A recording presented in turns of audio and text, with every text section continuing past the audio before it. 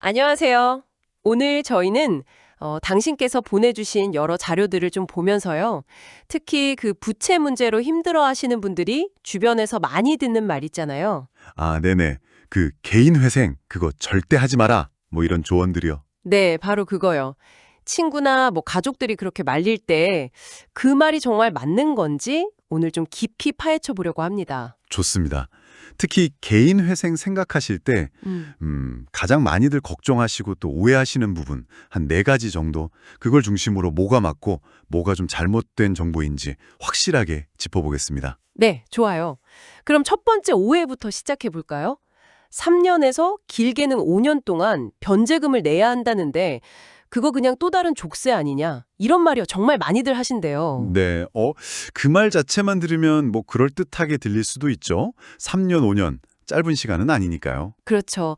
뭔가 또 빚에 묶이는 느낌이 들 수도 있겠네요. 근데 이게 상황을 좀 객관적으로 봐야 하는데요. 개인 회생을 고민하시는 단계면 사실 이미 빚이 좀 감당 안 되는 수준일 가능성이 높거든요. 아, 이미 좀 힘든 상황이라는 거죠. 네, 매달 불어나는 연체이자 때문에 원금은 거의 줄지도 않고 어쩌면 뭐 압류 걱정에 밤잠 설치고 그런 어, 상황일 수 있잖아요. 맞아요. 정말 막막할 것 같아요. 그렇죠. 그런 상황에서 법원이 정해준 최소한의 생계비는 딱 보장받으면서 현실적으로 갚을 수 있는 금액만 딱 갚아나가는 거. 이게 과연 그냥 족쇄라고만 볼 수 있을까요? 그렇게 들으니 또 다르네요. 어떻게 보면 더 나쁜 상황으로 가는 걸 막는 브레이크 같은 걸 수도 있겠어요. 정확합니다. 오히려 그 최악의 상황을 막고 뭐랄까 새로운 시작을 할 수 있게 다리를 놔주는 역할, 그런 발판이 될 수 있다는 거죠. 그래서 중요한 건 정말 이건 내가 감당이 안 된다 싶을 때 가능한 빨리 신청하는 게 유리하다는 거예요. 아, 타이밍이 중요하군요. 망설이는 동안 이자만 계속 불어날 때니까요. 맞습니다. 망설이는 시간 자체가 기회비용이 될 수 있는 거죠. 네. 재기의 발판이라는 관점 기억해둬야겠네요. 자, 그럼 두 번째 오해로 넘어가 보죠.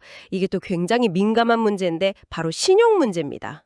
개인 회생하면 신용불량자 된다. 이거 정말 많이들 오해하시는 부분이에요. 그렇죠. 이 말 때문에 아예 시도조차 안 하시는 분들도 많다고 들었어요. 네, 근데 이건 사실 거의 정반대라고 보셔야 해요. 정반대요? 어떻게 그럴 수 있죠? 개인 일생을 신청하시는 분들 상당수는 이미 연체가 진행 중이거나 뭐 거의 연체 직전인 경우가 많아요. 아시겠지만 보통 3개월 이상 연체하면 신용정보 공유돼서 소위 신용불량자가 되잖아요. 네, 그렇죠. 기록이 딱 남죠. 네, 그런데 개인 회생한 법원에서 인가 결정을 딱 받으면 그 신용불량 정보가 해제됩니다. 아, 해제가 되는군요. 그럼 신용불량 상태에서 벗어나는 거네요? 그렇죠. 오히려 신용불량 상태에서 벗어나도록 도와주는 제도에 가까운 거죠. 물론 그렇다고 바로 신용이 깨끗해지는 건 아니에요. 아, 그 얘기군요. 기록이 남아서 뭐 대출이나 카드 발급이 어렵다 이런 말이 있잖아요. 그건 맞는 말인가요? 네, 그 부분은 사실입니다. 변제 기간 동안에는 공공기록 정보라는 게 남아요. 그래서 당연히 신용카드 발급이나 대출 같은 신용활동에 제약이 따르는 건 맞습니다. 그럼 결국 안 좋은 거 아닌가요? 근데 이게 신용불량 상태가 계속되는 거랑은 달라요. 이건 뭐랄까, 이 사람은 지금 빚을 갚으며 신용을 회복하는 과정에 있습니다. 라는 표시 같은 거예요. 그리고 가장 중요한 건 변제를 다 완료하면 이 기록도 삭제된다는 거죠. 아, 변제를 다 하면 기록이 사라지는군요. 네. 그럼 완전히 깨끗한 상태에서 다시 신용을 쌓아갈 기회를 얻게 되는 겁니다. 그러니까 개인회생 때문에 신용불량자가 되는 게 아니라 오히려 신용을 회복할 기회를 잡는 거라고 이해하시는 게 맞아요. 와, 이건 정말 생각의 전환인데요. 신용불량의 종착역이 아니라 회복의 출발점일 수 있다. 확실히 이해됐습니다. 자, 그럼 다음 오해. 개인 회생 말고 신용회복위원회 워크아웃이 더 좋다더라. 이런 조언도 꽤 있대요. 네, 이것도 정말 많이들 하시는 말씀이죠. 뭐 워크아웃이 절차도 좀 간편하고 하니까 그런 인식이 있는 것 같아요. 네, 그럼 실제로 워크아웃이 더 나은 선택인가요? 이것도 무조건 그렇다고 말하긴 어렵습니다. 두 제도는 장단점이 아주 명확해요. 어떤 차이가 있나요? 가장 큰 차이는 역시 빚 탕감 수준입니다. 빚을 얼마나 줄여주느냐 하는 거죠. 일반적으로 통계적으로 보면 개인회생의 탕감률이 워크아웃보다 훨씬 높아요. 훨씬 높다고요? 어느 정도나요? 예를 들어서 서울회생법원 통계를 보면 평균 변제율이 한 36% 정도거든요. 이게 무슨 말이냐면 원금의 약 64% 정도를 탕감받는다는 의미예요. 와, 64%요? 거의 3분의 2를 탕감받는 거네요. 그럼 워크아웃은요? 워크아웃은 주로 이자를 감면해주거나 아니면 원금을 아주 장기간에 걸쳐 나눠 갚도록 하는 방식이 대부분이에요. 원금 탕감은 거의 없거나 아주 적죠. 아, 그럼 빚 자체가 많은 경우에는 개인회생이 훨씬 유리할 수 있겠네요. 네, 대부분의 경우 그렇습니다.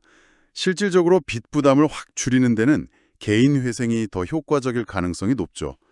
물론 워크아웃이 아예 의미 없는 건 아니에요. 어떤 경우에 워크아웃을 고려해 볼 수 있을까요? 예를 들어 개인 회생 신청 자격 요건이 안 되시는 분들, 재산이 너무 많거나 부양가족 기준이 안 맞거나 할 수 있거든요. 혹은 도박이나 과소비 같은 이유로 개인 회생을 신청해도 변제율이 너무 높게 나올 것 같다. 이럴 때는 워크아웃이 대안이 될 수 있습니다. 그렇군요. 하지만 그냥 막연하게 워크아웃이 더 좋아 라고 하는 건 좀 위험할 수 있다는 거죠. 자기 상황에 맞는 제도를 잘 따져봐야 합니다. 네, 이것도 꼭 따져봐야 할 문제네요. 자, 이제 마지막 네 번째 오해입니다. 개인회생하면 통장도 맘대로 못 쓰고 회사에도 다 알려지고 재산도 다 뺏겨서 생활이 너무 불편해진다. 이런 걱정들 때문에 또 망설이는 분들이 계시대요. 아, 네. 이것도 정말 여러 가지 잘못된 정보가 좀 섞여 있는 대표적인 사례 같아요. 하나씩 좀 짚어주시죠. 우선 재산을 다 뺏긴다는 거, 이건 어떤가요? 그건 개인 회생이 아니라 개인 파산에 해당되는 얘기입니다. 파산은 가진 재산을 다 처분해서 빚을 갚는 거지만 개인 회생은 반대예요. 법에서 정한 최소한의 재산, 예를 들어 보증금이라든지 이런 건 지키면서 빚을 갚아나가는 제도입니다. 오히려 재산을 지킬 수 있는 거죠. 아, 파산이랑은 다른 거군요. 그럼 통장 사용은요? 압류되고 그런 거 아닌가요? 이것도 걱정 안 하셔도 됩니다. 개인 회생을 신청하고 나면 보통 일주일 정도 안에 법원에서 금지 명령이라는 걸 내려줘요. 금지 명령이요. 네. 이게 뭐냐면 채권자들이 더 이상 독촉 전화를 하거나 월급이나 통장을 압류하는 걸 금지하는 명령이에요. 이게 나오면 오히려 압류 걱정 없이 통장을 자유롭게 사용할 수 있게 됩니다. 와, 오히려 더 안전해지는 거네요. 그 전에는 계속 압류 걱정을 했을 텐데요. 그렇죠. 금지 명령이 나오기 전까지 잠깐 불안할 수는 있지만 명령이 나오면 오히려 안정적으로 금융 거래를 할 수 있게 되는 거죠. 그렇군요. 그럼 제일 걱정하시는 것 중 하나, 직장에 알려지는 문제는요. 혹시 서류 준비하다가 들키거나 그럴까 봐 걱정하시던데요. 법적으로는 채무자의 회생 절차 진행 사실은 비밀 보장의 원칙입니다. 그래서 본인이 직접 말하지 않는 이상 회사가 공식적으로 알 방법은 거의 없어요. 거의 없다. 그럼 가능성이 아예 없는 건 아닌가 보네요. 네, 솔직히 말씀드리면 급여 명세 서류와 재직 증명서 같은 서류를 준비하는 과정에서 아주 눈치가 빠른 동료가 좀 이상하다 느낄 가능성을 100% 배제할 수는 없겠죠. 하지만 그건 정말 희박한 가능성이고요. 그렇죠. 그 희박한 가능성 때문에 빚의 고통에서 벗어나서 다시 시작할 수 있는 이 중요한 기회를 포기한다? 그건 좀 현명하지 않은 선택일 수 있다는 거죠. 사실 직장에 알려지는 것보다 매일 빚 독촉에 시달리는 게 훨씬 더 큰 스트레스 아닐까요? 듣고 보니 정말 그렇네요. 일상생활에 약간의 불편함이나 불안감보다는 그 채무 압박에서 벗어나는 이점이 비교할 수 없을 만큼 크겠어요. 맞습니다. 얻는 게 훨씬 크다고 봐야죠. 네, 오늘 이렇게 네 가지 대표적인 오해들을 쭉 짚어봤는데요. 정리를 해보면 그 개인회생에 대한 주변의 부정적인 이야기들, 족세다, 신용불량자 된다, 워크아웃이 낮다, 생활 불편하다 이런 말들이 실제와는 상당히 다른 경우가 많다는 걸 알 수 있었습니다. 당신께서도 혹시 이런 조언들 때문에 망설이고 계셨다면 오늘 저희 이야기를 잘 기억해 두시면 좋겠습니다. 네, 맞아요. 정말 중요한 건 상황이 어려울수록 정확한 정보에 귀를 기울여야 한다는 겁니다.